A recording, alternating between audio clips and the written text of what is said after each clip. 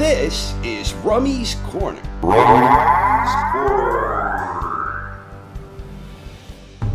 Last Saturday night, unified WBA, WBC, IBF middleweight world champion Gennady Golovkin squared off against Vanis Martirosyan. The IBF refused to sanction the bout, so only the WBA and WBC belts were on the line.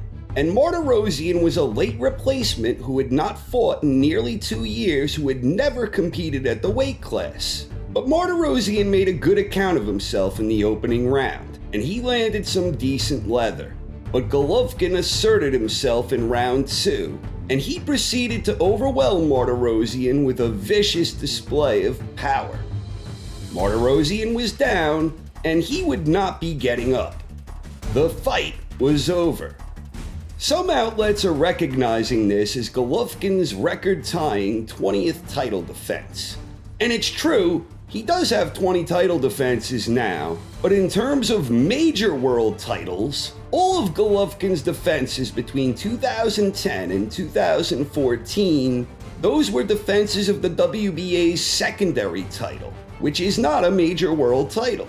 As the late great Emanuel Stewart said years ago in response to the WBA first unleashing its super champion scheme, what's next? A super duper champion? So officially, in terms of major world title defenses, that's actually 10 consecutive defenses for Golovkin. Regardless, I'm not sure if that number of title defenses has as much meaning in the last few decades anyway. With so many different sanctioning bodies out there, it's a lot easier to get a shot at one of the belts, especially when you consider all of the politics and the shady behavior when it comes to sanctioning bodies, doing things like allowing unification, enforcing mandatories, and the fact that they refuse to rank champions from other organizations. All of these things act to dilute the true concept of having champions in the first place. So even with Bernard Hopkins, his 20 title defenses came in an era where there were 3 major championship belts, and during his era that actually transitioned into 4 before all was said and done. Which, to Hopkins' credit, he did collect all 4 belts from his day. But Hopkins was fortunate in the sense that this was even allowed to happen, because the politics of boxing and the sanctioning bodies, this often prevents the possibility of doing so, making it an almost impossible feat. None of this is meant to disparage the accomplishments of Golovkin or Bernard.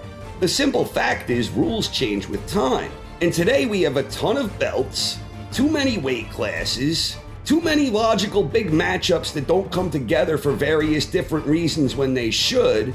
And with those things considered, tracking title defenses is definitely a watered-down statistic in boxing. It simply is. To paraphrase the great Emanuel Stewart again, all we can ask of any champion is to consistently face the top challenges from his era. This is something Golovkin has basically been doing for a number of years now. And now that he's 36 years old, where does Gennady Golovkin stand historically? When I think of the greatest middleweight boxers of all time, the 5 guys who always jump to mind for me, in this order, are Marvelous Marvin Hagler, Carlos Monzon, Harry Greb, Sugar Ray Robinson, and Bernard Hopkins. Those 5 names for me, those guys are locks for the top 5 at this point in time. And then after that, historically, you have so many great middleweights in the rich history of the division. Bob Fitzsimmons, Charles Burley, Stanley Ketchel, Mickey Walker, Dick Tiger, Jake LaMotta, and so many others.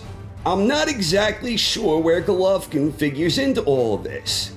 His career isn't finished yet, but I definitely believe he is the best middleweight we've seen since Bernard Hopkins. And with the current middleweight landscape, I think there are enough interesting matchups out there that Golovkin's historical standing, I think it still has room for improvement. But on the flip side, his reputation could also take a hit as well, depending on how these next few years pan out.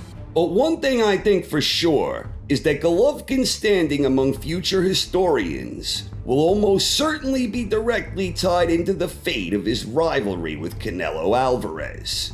Assuming these two have a rematch, this is the one performance that can very well have a lasting impact on Golovkin's perceived greatness and legacy.